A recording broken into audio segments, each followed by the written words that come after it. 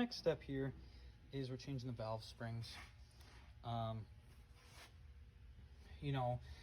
have this tool here, which kind of is crappy to use. The stud broke the first day we used it, even tightening by hand. So we've been buying threaded rod and using it until it bends, and we've been using that until we can find basically a stronger strength stud, I guess. So it's two 13mm bolts, if I remember correctly, to the head here. This is normally a 13mm, I believe, here, but since it's been changed out so many times, it's like a 9/16. Normally we don't use these on this, but at this point it doesn't matter because I'm just replacing the studs as they break, or whatever. So we're gonna try and find a grade 8 bolt to replace them with.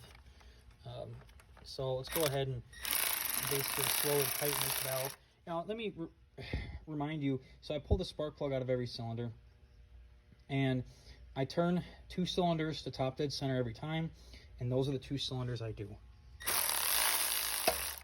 See, it bumped into the piston, I popped it, I tighten it down until it's basically flat. Once it's flat, I use a magnet to grab them, and I put them in this little box for now. Then at that point, we can loosen this and take this crap off.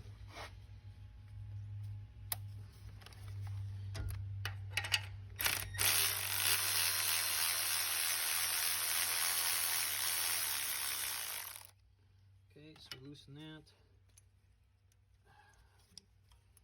Try to get this out of the way here. Factory spring and retainer. So here we have new valve seals, which we'll put on. We have a spring. We have spring chairs, spring seats, whatever you want to call it. We have all new retainers. And we have keepers.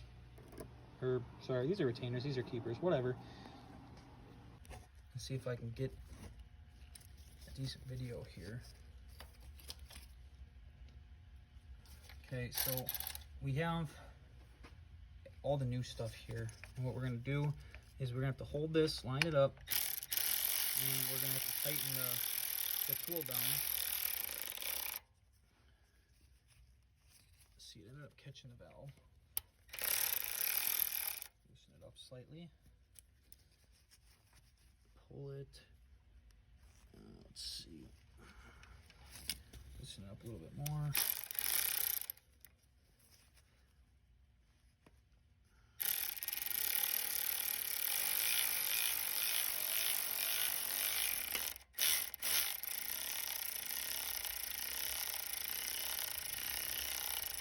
So we're tight. I don't impact it. I don't do anything crazy like that.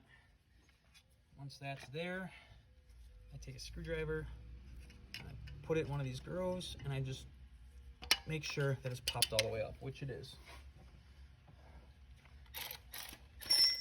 So we set my tool to loosen. The next step is to take the keepers and to get the keepers on. So I try to put the back one on first and hold it with my finger. Then I grab the front one, and I also put the front one on.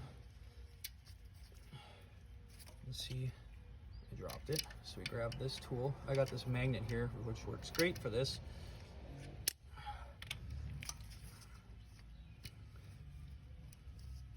Okay, oh, dropped it again. It takes a while to get good at this. So I'm holding both keepers. Switch fingers here. And as I'm holding both keepers, I'm going to slowly loosen the tool.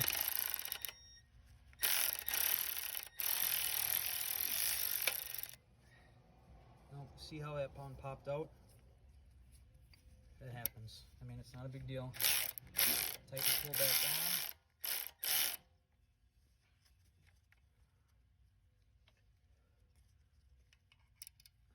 Once the tool's tightened back down, you can try to put the keepers on again. You know, and it happens. This tool bends.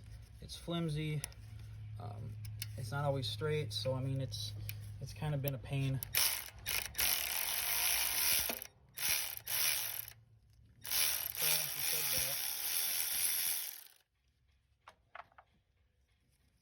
And you can take the tool off.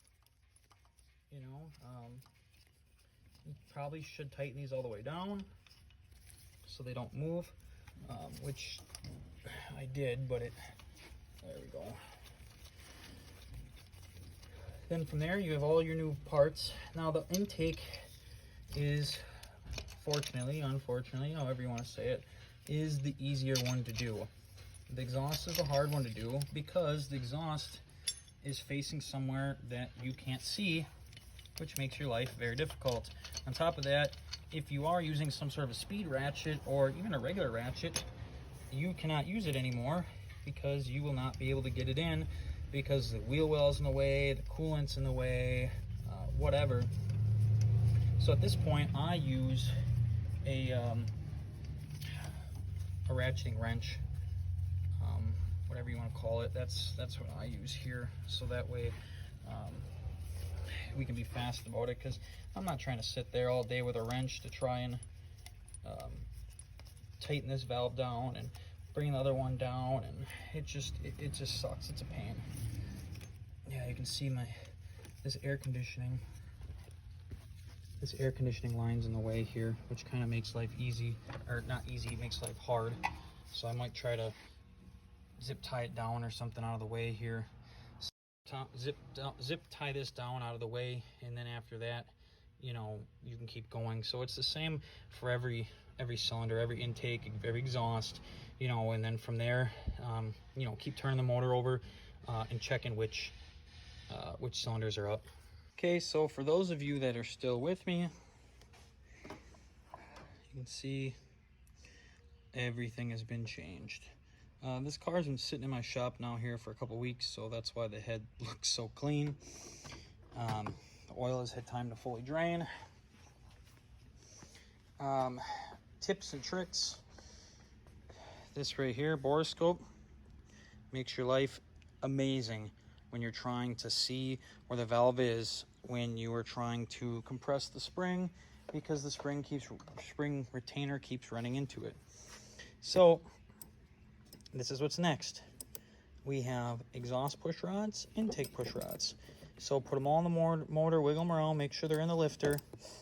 Then at that point, it is going to be a matter of putting these back in. And I don't have any tips and tricks for these, to be honest. They suck. No matter what you do, these suck to put in.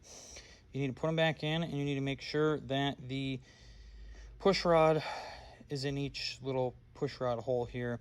The best bet is to slowly tighten it down on one end, get it in, and just kind of work your way back down.